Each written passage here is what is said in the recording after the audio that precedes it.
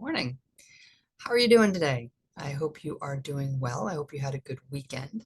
Right now, for me, it is Sunday. It's the 4th of February. It's about 20 after 2 in the afternoon. And today I am touching on number 4 in a 4-part series where I'm kind of doing my best to explain the 4 topics or pillars that Sid Banks shared with his students when it came to either understanding or sharing the principles of mind, thought, and consciousness. And so far, I've done 1 through 3. Number 1 was keep it simple. Number 2 is look within. Number 3 was it's a feeling. And today, number 4 is give it away. Now, this one's tricky. This is actually the 3rd take I've taken on this video. We'll see if I get through it or if there's going to be a 4th take. This one feels a little tricky to me because, on the one hand, you can't give wisdom to another person. You can share, you can point in a direction, but the other person has to be willing to look. And there's a couple of stories that pop into my head that I've heard from Michael Neal. And he said he had a client once, and I tell him both. The first one, he had a client once upon a time who was seemed to be kind of struggling with understanding the principles. And he said, on the one hand, she seemed to have all the answers, but on the other hand, her life wasn't changing. So it was very confusing to him as to why she wasn't having any changes in her life if she could seem to be able to repeat things back that, like, it seemed like she was getting it.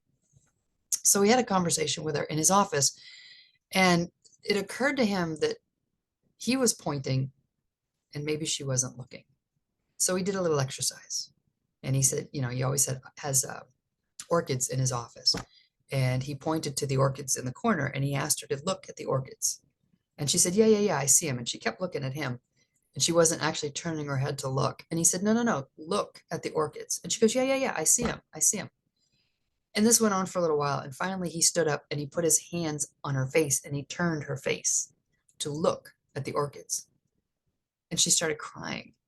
And he said, and it wasn't because I wrenched her neck. He said it was because she realized in that moment that she wasn't really looking. She wasn't really experimenting. She was taking on the principles as an intellectual exercise, as just another approach, just another theory, just another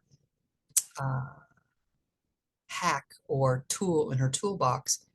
But she wasn't really looking to see how this was affecting her. She wasn't really getting curious to, is it possible that I'm really feeling my thinking?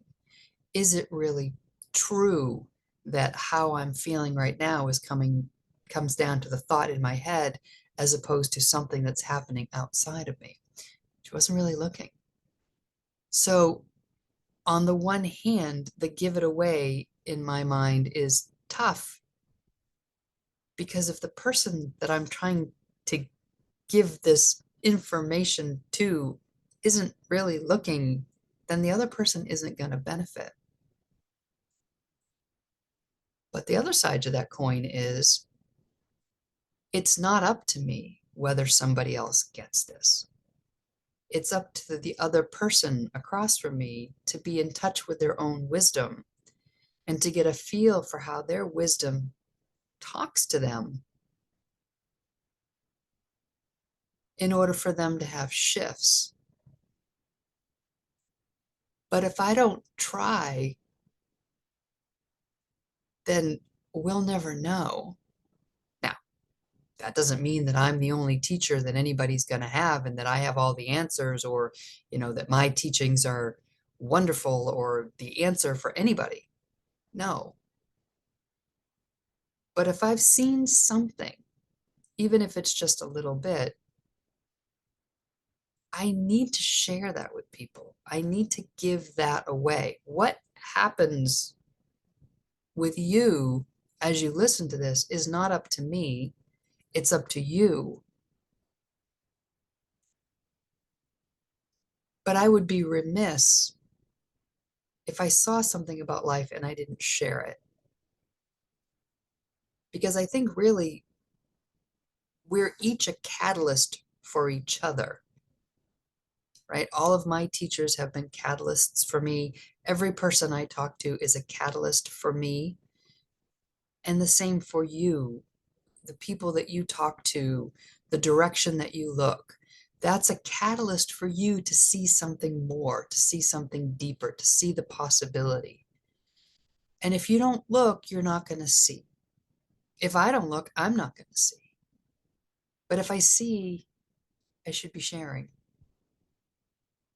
That's what's going to help raise, I may say, sound a little cliche to say this, but it's what's going to raise raise the consciousness of the planet, is if we each share what we've seen. So I don't know. Again, I don't know if that's exactly what Sydney Banks meant when he said give it away, but that's what I see right now. That if there's something I've seen to be true for me, I kind of have an obligation to share that with at least one other person. And another way that could happen is it may not even be that I'm giving out information. It may be that I've seen that being in a settled state of mind helps me be more productive, maybe in my job, right? Like I had a situation this week, I'm learning a new job, and I really got in my head and I was kind of losing my mind. And my boss said to me, hey, let's take a step back. And in that moment, I realized, I've really been in my head here. I'm not going to lie and tell you that I instantly felt better, because that's not true. It took a little while to settle. It does take a little while for the snow globe to settle, but I stopped stirring it. I stopped shaking it at that point. She was a catalyst. She shared with me what she was seeing, that I needed to take a step back. I looked in that direction. I saw she was right. And I let go. And my mind did settle.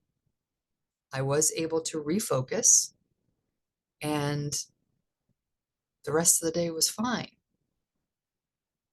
Whereas at one point in time in my life, someone could have said, let's take a step back.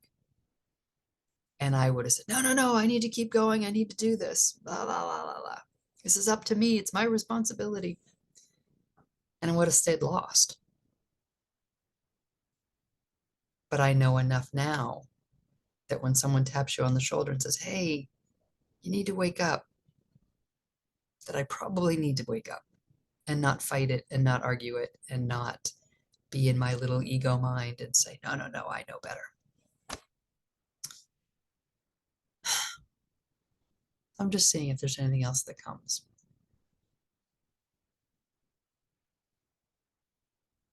No, I think that's it.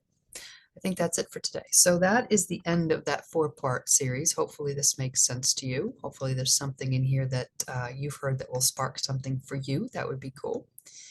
And I think next week I'm going to go back to a little bit of basics. And someone said to me recently, someone I've actually been working with for a while, said, you keep talking about these principles, but I feel like I've missed something. And that's because I've been a little too insecure to share what these principles actually are. I've been a little too insecure to admit that I've committed to a spiritual understanding, and that I've committed to essentially be the spiritual teacher that little voice said to me back in 2020 when I was sitting in my bedroom. I heard the little voice said, be a spiritual teacher. And I said, no effing way. And yet here I am, committed to doing exactly that. So next week, we'll talk a little bit about the principles and what they are and why they're important. And then we'll go from there. All right. I hope you have a fantastic week. I will talk to you next week. Take care.